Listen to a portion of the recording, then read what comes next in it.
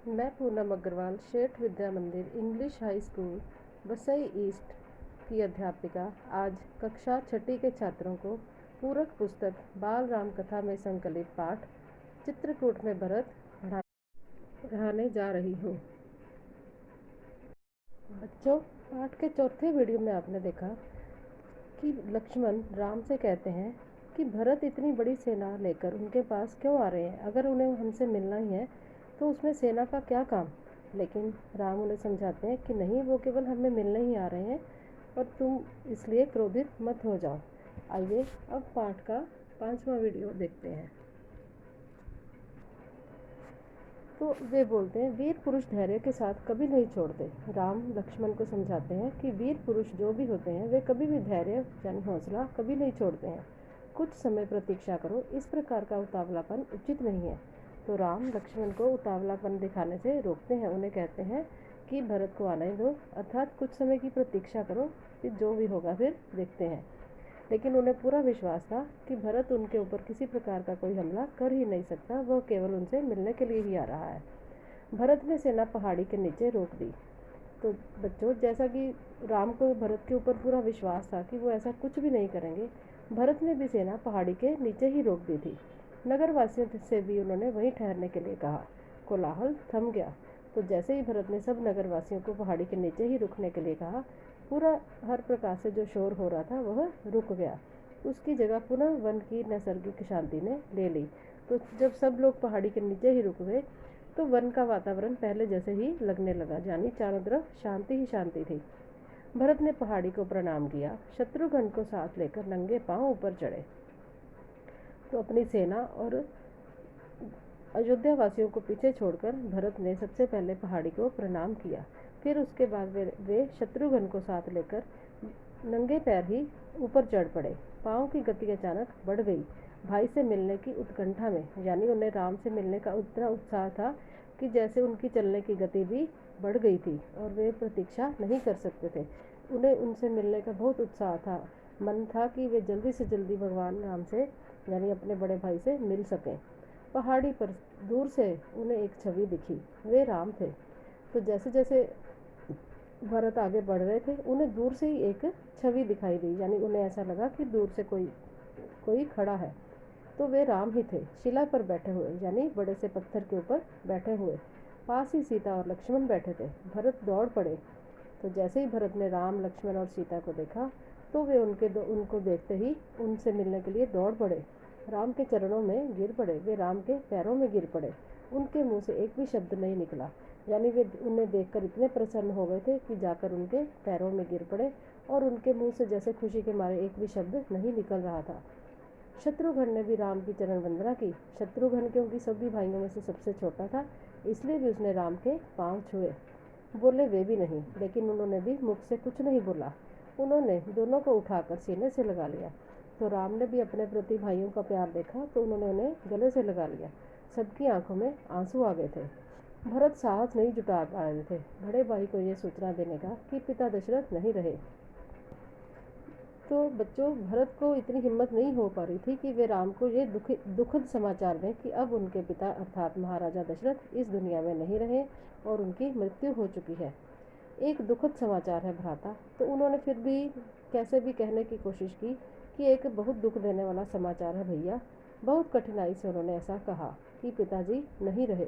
आपके आने के छठे दिन, यानी जब राम लक्ष्मण और सीता वन के लिए निकल पड़े थे, तो उनके वन में जाने के छठे दिन पर महाराज दशरथ की मृत्यु हो गई थी। दुख में प्राण त्याग दिए, यानी उन्हें राम का वन में जाने का दुख इतना गहरा लगा कि उन्हें इतना आघात लगा मन पर। वे इतने दुखी हो गए थे कि उनके जाने के छठे दिन ही उन्होंने अपने प्राण त्याग दिए थे। राम सन्न रह गए, यानी राम एकदम से भौचक्के अर्थात हैरान रह गए और वे शोक में यानी बहुत गहरे दुख में डूब गए। राम को पता चला कि भरत के साथ केवल सेना नहीं आई है, नगरवासी भी आए हैं। तो राम को पता चला कि भरत अकेले नहीं आए हैं, बल्कि उनके साथ अयोध्या वासी भी आए हैं और साथ ही साथ सेना भी आई है। गुरुजन है, माता है, कैकेयी माता भी। राम लक्ष्मण पहाड़ी से उतरकर उनसे भेंट करने आए। तो जब राम को पता चला कि ये सब लोग उनसे मिलने आए हैं, कि गुरुजन, माता कैकेयी, माँ कौशल्या सब लोग उनसे मिलने के लिए आए हैं, तो वे स्वयं पहाड़ी से उतरकर उनसे मिलने के लिए जाते हैं। सबसे स्नेह से मिलते हैं, अर्थात बहुत प्यार से, बहुत आदर के साथ वे उनसे मिलते हैं। सीता को तपस्विनी के वेश में देखकर माताएं दुखी हुई। तो जब सीता को देखती हैं कि एक तपस्विनी के तरह उन्होंने कपड़े पहने हैं, अर्थात जो कि एक राजकुमारी थी और आने वाले समय में राम के साथ अयोध्या की रानी बनने वाली थी, वो आज एक तपस्विनी के वेश में है। इस प्रकार के उन्होंने वल्कल वस्त्र भी पहने हुए थे। उन्हें देखकर सबको बहुत दुख हुआ। राम ने कैकेयी को प्रणाम किया सहज भाव से, यानी उन्हें माता कैकेयी पर किसी प्रकार का कोई गुस्सा नहीं था। उन्होंने सहज भाव से बिना किसी गुस्से के माता कैकेयी को सबसे पहले प्रणाम किया। कैकेयी मन ही मन पछता रही थी। अब कैकेयी ने जो बर्ताव किया था, यानी उन्होंने 14 वर्ष का वनवास के लिए राम को जो भेज दिया था, अब वे इस बर्ताव से बहुत दुखी थी। अपने किए पर बहुत पछतावा हो रहा था उन्हें। अगले दिन भरत ने राम से राजगृह ग्रहण करने का आग्रह किया। तो जैसे सब लोग जब मिल लिए, उसके पश्चात अगले दिन भरत ने भैया राम से कहा कि आप वापस चलें और राजपाट अपना ग्रहण कर लें। उन्हें समझाया, विनती की। उन्होंने उनकी बहुत विनती की, उन्हें बहुत कोशिश की मनाने के लिए कि वे अयोध्या उनके साथ वापस लौट चलें, लेकिन राम इसके लिए तैयार नहीं हुए।